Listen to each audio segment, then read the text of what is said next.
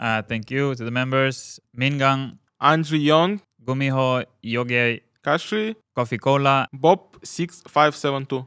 자, 이어서 2025년 킥오프 얘기로 가겠습니다. RIQ 입장에서 기분 좋진 않습니다. 제 기억에는 젠지를 만나서 다시 패배를 했는데 어떤 기분이었는지. Yeah, again, pretty early, and kickoff is like only playoffs like format, right? So somehow again we meet them early. Was it? I think in kickoff we felt like we were in pretty decent shape because we spent a lot of time in off season as well, playing in Japan and China, where we didn't do amazing, but we didn't do poorly. We were kind of like in the middle. We're testing a lot of stuff. So I think the off season was really good for us to be able to play as much as we can. We've always said we just want to play more so that we can improve more. And if you don't go as deep in the tournament, you don't get as much time to improve, right? So that's kind of what the off season gave for us. And then kickoff is like a mixed feeling because the teams that we beat, like the DFM and Team Secret, we played some really good maps where we absolutely stomped them and we showed like, oh, we can be a good team. But then, Nongshim again, overtime, the historic overtime. So again, it's that same feeling, almost, which we're getting really tired of, to be honest. Yeah. 궁금한 게 젠키 선수에게 뭐 젠지도 중요하지만 사실 킥오프 때에 저는 진짜 뭐 어떻게 보면 악몽이라고 해야 될지 모르겠는데 농심과의 로터스 42라운드 그러니까 말도 안 되는 라운드 수를 했는데 어땠는지 그때 상황이 좀. To be honest, like after like how many like 4 overtimes already, I was just thinking like I was just playing like I didn't even think about score or something. I was just trying to think what else can we do. Like you used everything. 저는 그리고 그게 아직도 기억나는 게 잼킨의 레이즈 거의 40킬 찍었거든요. 그리고 잼킨이 C 사이트에서 데미장식으로 그냥 게임을 터뜨렸어요. 라운드 하나를. 기억나요. 그래서 본인들이 선취점 가져왔는데 맞아요. 그때 기세가 딱 이제 끝났다라는 생각이 혹시 그때 들었는지 잼킨은. 던져 주고요. 들어오는데요. 교전에서 아이비 나가는 잼킨이 페니시 잡았고 데미장식 에이스 잼킨입니다. 진짜 벌떡. Actually, no, I didn't think like I remember my teammates said they thought, oh, we're gonna win after that, but for me it was I know like in this game even like if you win one round, all your time is like pretty random. Everything can happen in the next. Like even if you win this round, next round you can get like 2 smoke kills, you know, like, and like you even like if you play better round, it's so easy to get like unlucky in like VALORANT all the time because you get like only 2 rounds and it's. You never know what's gonna happen. You never can say, oh, we win. 젠킨만 되게 침착하네. 다른 사람 들떠 있고. 반대로 이제 또 유호 코치에게 물어볼게. 사실 이렇게 긴 연장전은 선수도 감독도 코치들도 다 경험이 없을 텐데 젠킨 선수 말대로 바닥이 났잖아요. 작전들이. 도대체 타임아웃 때 무슨 얘기하나요? Yeah, just trying to problem solve what they've been doing so far. What could be something new that we all of a sudden show? What might they not expect? We were talking kind of about hitting C at the time. I remember the C hits were kind of free, and we were up many times. In OT, I feel like there's a lot of times when we should have closed it. Some post plans that didn't go our way. So yeah, it's kind of just trying to figure out what is something different that we can do. And then now you're just analyzing on the fly, or you maybe use a strat, but you like add something to it first so it doesn't look the same or whatever. So you're just trying to just kind of put everything together and trying to think. 그럼 저는 이게 이 경기를 보고 중계하면서 느낀 건데 저도 이게 원래 양쪽 다 전후반 2개씩 타임아웃이 있잖아요. 오버타임 때 하나씩 추가되는데 특정 라운드 오버타임 개수가 지나가면 하나가 작전 타임이 리필이 돼야 되지 않을까 생각 제가 들었거든요. 감독 입장은 어떤지. Timeout can definitely help. Like if you're just doing like the quality of VALORANT goes down. If you're just playing over and over, both teams are out of playbook, and now you're just like scrapping it out. It becomes like ranked. So then having a timeout, if you see like there's good like success rate with teams having timeout, and I think then it shows also like the impact of because it's not only coaches that have input; it's players also get some time to think, right? So then you can see the adjustments. I think it's better. Or overall, you'll see better VALORANT. Yeah. 저도 무슨 생각이 들었냐면은 6대6 오버타임이 한 6번 정도 왔다 갔다 하면은 사실 전반전 끝난 거잖아요. 한 번 더 한 거예요. 그러니까 전반 후반 다시 전반한 거예요. 그러면 하나 정도 리필해 주는 게 낫지 않나. 그러니까 이거는 뭐 라이엇에서 한번 보면은 규정하게. 젠키 선수도 어떻게 리필되는 거 동의하는지. Yeah, I definitely agree that like you need to have refill because even like you get only one after overtime, but overtime can last like even like 40 rounds, like until like 50. So like even if you play like 60 rounds, for example, and you're not gonna get another, it's like kind of strange to be honest. 이거는 진짜 완전 별개. 랭크 할 때 이런 상황 나와. 무슨 누릅니까? 잼킨? Yeah.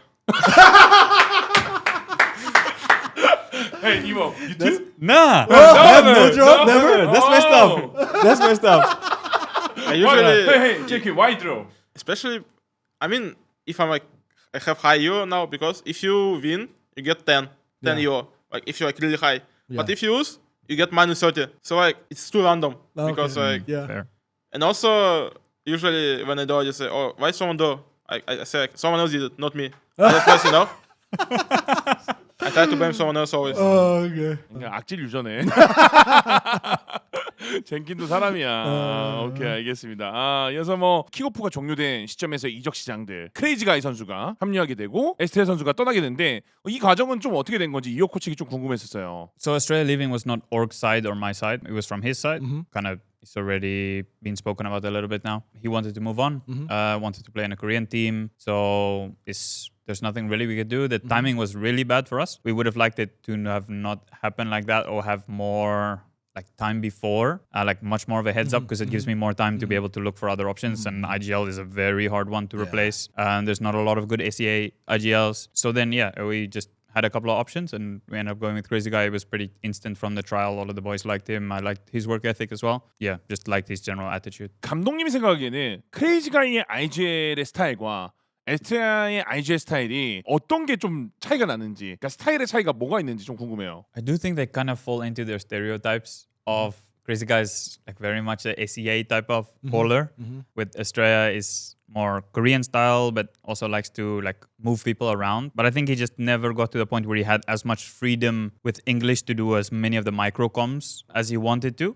Even though his English, like maybe if you hear him on an interview, you think, this guy doesn't speak any English. Like his English is much better than that when he's comfortable and whatever. And he did classes and everything. So I think, it's different style. It's kind of hard to put like a specific style because a lot of the stuff, I guess, also is my style, how I want them to play. But they both of them had their own freedom to adjust stuff. So you think Estrella like kind of more micromanagement style, like moving players around like as he wants, compared to crazyguy? I don't know if I would necessarily say that in terms of one is more on that side. I think crazyguy does more of it now because he can just say it faster, as most IGLs do. What would you say? Biggest difference between the two of them? I think the personality is very different. IGL style, I think they're both good IGLs. Maybe it's a little more slow, I would say. I think like more methodical. 제가 느끼기에는 뭐 이게 정답은 아닐 수 있지만 뭔가 에스트레아는 좀 더 이니시에이터의 위주의, 그러니까 교전 위주의 게임들을 약간 풀어간다는 느낌이 좀 강했었던 것 같고, 크레이지가이는 저는 이제 한국 팬들에게 이렇게 소개를 했거든요. 잼킨과 몬예시라는 정말 에임 좋은 도베르만 두 명을 목줄 잡고 컨트롤 잘한다, 이런 느낌이 들었다. 좀 마이크로 컨트롤이 이렇게 느껴졌는데 Estrella is more map control focused, macro focused, and crazyguy is more individual focused and fight focused. Where Estrella's util for the team was always really good. If you look at Estrella last year, like look at his assist numbers, it's like the best in the league. Right, so he's always setting up Jemkin or Moniet or whoever. And crazyguy is a little bit more of like he's just there with them, also throwing the util, but like kind of exploiting that firepower as well. In general, I would say the best way probably to classify them is crazyguy takes more risk, and Estrella is more risk averse and wants to take less chances, less risk. 잼킨 선수 좀 어떤지, 그런 리스크 있는 게임을 본인 스타일에 좀 맞는지. For me, it's like More fights. crazyguy.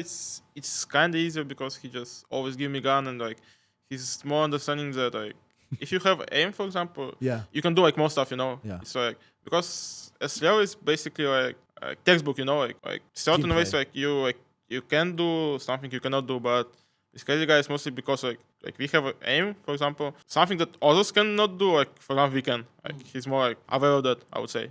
Okay. Like he's more okay with it. 자, 이어지는 어쨌든 이 멤버들로 스테이지 1을 출발했는데 시작이 마냥 좋지는 않았고 농심전을 패배하고 나서 이후에 그 탈론 제타를 또 이기면서 다시 분위기를 바꿨는데 제일 중요한 저는 고비였다고 보는 게 T1전이었어요. T1이 또 마스터즈 우승을 하고 온 직후였는데 T1 만났을 때 또 어떤 느낌으로 준비를 했는지 궁금합니다. Important win for us for the group. We knew at that point we're 2-1. So we knew if we can win that series, we can top our group. And if we lose that series, there was potentially a chance that we don't qualify. So it was very extreme, either first or like fifth. So we just knew how important it is. And I think we showed up when it mattered most. And I think that's probably that win was the most important win for us of stage 1. 그럼 플레이어인 잼키 선수 입장에서는 그러니까 모두가 예상했던 반대 결과거든요. 보통은 T1이 이기지 않을까. 그 팀 시크릿을 RIQ 쉽게 잡지 않을까. 그 반대가 됐잖아요. 좀 이게 플레이어도 예상했던 결과인 건지 아니면은 뭔가 달랐던 게 있는지 좀 궁금해요, 잼킨에게. T1 game, we know we had chance, like we can win. It's not like like GG. Like, we know like we're a good team. Yeah. Points, so like, it was close. First map we lost, I think.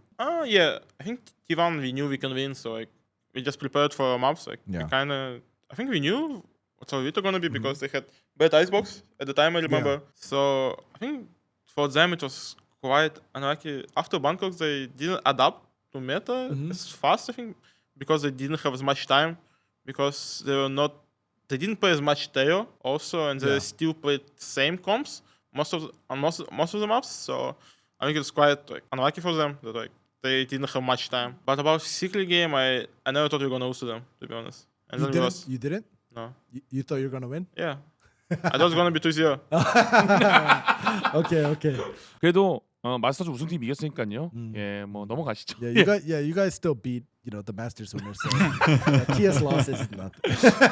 It's not a big 이렇게 deal. 해서 뭐 제일 중요한 그룹 스테이지가 끝나고 플레이오프로 진행했는데 DRX 잼킨의 활약과 RIQ 준비 덕분에 이겨냈어요. 근데 또 젠지를 만나서 또 졌어요 이때.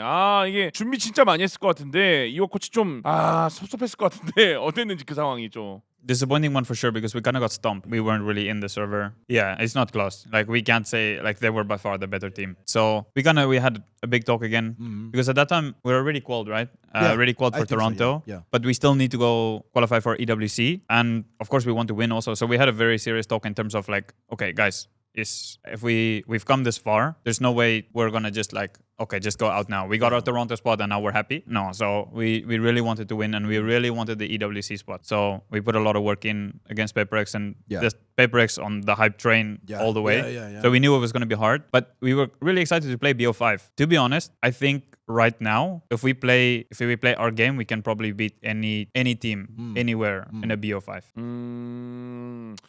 이어서 BO5 얘기 나오니까 좀 드리고 싶은 말이 첫 BO5였어요.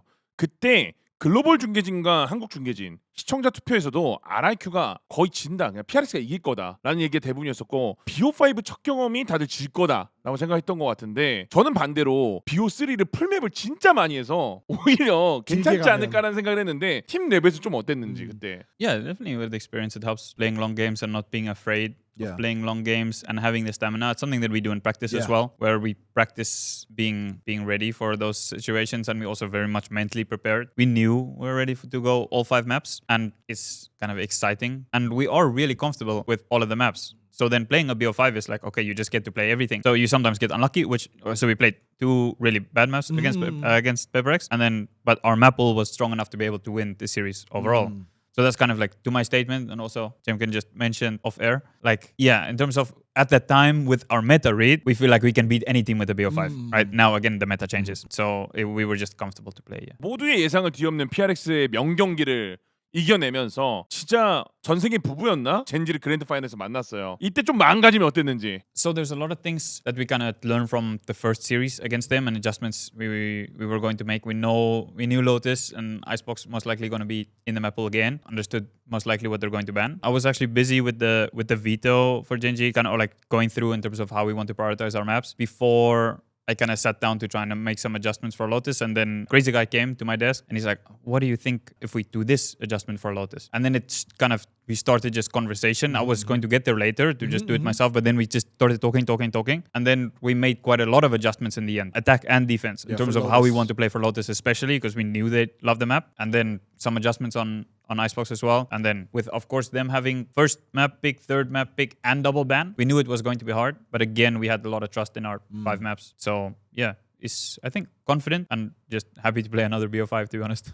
Actually, before the grand final game, I thought now is the time, because usually we win them at least once. Like last year we won them once.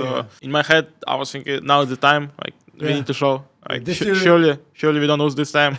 Like it's time to break the curse, you know. So like I was like trying my best to like rest before the match and like to play the best. And I would say I did it, and I'm happy. I think that we broke the curse. 그리고 맵밴픽도 이제 이호 코치가 아까 얘기한 것 같은데 2개 맵 맞아요. 선택이 있었는데 저는 젠지가 어센트를 밴을 할 줄 알았거든요 오히려. 근데 이제 어센트를 열게 됐었고 저는 개인적으로 지금으로서 RIQ가 어센트의 완성도가 제일 높다라고 평가를 하고 싶을 정도로 진짜 완벽한 어센트인데 본인들도 그렇게 생각하는지 좀 궁금해요. As for the veto, yeah, we had it on the top of our list because we wanted to pick it. The first one was Fracture and the other one was Pearl. Oh yeah. I think it was pretty locked in because we also won on Pearl and I don't think they really wanted to play Pearl and they had a permaban of Fracture, right? So it was pretty locked in and I think of course they're very confident on their Ascent, but for us we feel like our Ascent is better. I don't know if we can say we're the best Ascent team. I think we're up there. Now again Theo is kind of nerved, so that will change that again as well. So I think we're a decent Ascent team. We've been a good Ascent team for last year as well. Yeah. So I think just general for Ascent we kind of have a good understanding how to play that map and we're always comfortable if it's in the veto. Yeah. 그러면은 잼키 선수에게 가장 자신 있는 맵은 뭔가 한번 물어봐 주세요. I think Icebox. I just like this map like since the beginning. Like even when I was playing Ranked, it's like my best map in Ranked, and like always after in like Pro Play, I was like consistently good on that map. I don't know like why, but I think it's mostly because there's like so many aim duels. Like you just take them. 자 어쨌든 이렇게 해서 뭐 예상했던 맵 밴을 젠지가 2개를 했음에도 불구하고 RIQ가 드디어 천적 젠지를 잡아내면서 첫 우승을 했는데 첫 딱 우승했을 때 어떤 느낌이었는지 딱 우승하자마자 My first reaction is, wait, isn't there another map? Really? It felt weird. Okay. I don't know. It felt too early. I don't know. Maybe it was because of Paper X the previous day where we played all 5. Yeah. It just felt like there should have been another map, and then it's like, oh, okay, it's over. Okay. So we go down, and it's just happy overall. I think it gets also we kind of had like 3 happy stages of like it was qualified Toronto and then qualified EWC and then winning. Like winning is technically we only want seeding, right? It's the only thing that was there. Yeah. So technically, I guess the bigger win is qualifying EWC and Toronto. But of course, to be able to lift the trophy is great also. So yeah, we just enjoyed winning a finals. I felt like really happy after we won, like the first time because like it's like first victory, like in grand final. So like I was obviously very happy, but after like some hours, like maybe 3 hours, I realized we won, but there's nothing, There's like no prize pool. Like we already qualified to EWC and Toronto, so it was basically a seeding match. So then like I was like, 자 어쨌든 너무 기분 좋은 우승을 했는데 본인들이 약간 되새김질했을 때 우리가 과연 작년과 뭐가 달라졌고 지난 시즌과 뭐가 달라졌기 때문에 우승할 수 있었다고 생각하는지 약간 우승할 수 있던 계기와 이유가 있다면 좀 뭐가 있을까 하나씩 꼽아준다면은. Well, there's quite a lot of changes, and I think there's changes behind the scenes as well. We changed manager, we had sports psychologist that came in, crazyguy that came in, Warbirds that also joined. So I think it's like a combination of all of them together that is making improvement. Where we were already a decent team, but it's like there's very small margins. And then I feel like we also put ourselves in a position to take advantage of when we get lucky. We get more lucky this time. I still think it's like we're the newcomers to the club in terms like of the teams around us. They've won stage 1, stages 2, so many times, right? So this is just our first time. So we're just trying to get into that club of these top teams. I don't think we can think of ourselves like, we're top dog now. Like all of these other teams, they've done it so many times. Yeah. So they've won Masters, right? So we're just going in the right direction so now you're getting started. Yes. 이제 시작하는 마음으로. 마음으로 마음가짐을 갖고 있다라고 말씀을 하시네요. 오케이. 알겠습니다. 뭐 그럼 반대로 이제 잼킨에게 한번 물어보고 싶은 게 하나 있는데 스테이지 1 때 가장 힘들었던 경기는 무엇이며 퍼시픽에서 제일 만나기 싫은 팀은 누군지. The Paperx in the lower final, the best of 5. I mean like like the mentally hardest because the upper final against Genji we got Storm, so like it's like not hard. Yeah. we just got Storm. And I would say I think the lower final was harder than grand final. Like what's the team in Pacific that you don't like meeting or playing against? Genji. 젠지래요? Too many times. You're just tired of playing you're tired of playing against the 젠지. rest. 이렇게 해서 RIQ의 또 스테이지 1의 우승 여정까지도 저희가 한번 달아봤습니다. 이어지는 얘기는 마스터즈 토론토와 그리고 최근에 있었던 이슈들 그리고 이어지는 시청자들의 질문까지 한번 이어가 보도록 하겠습니다.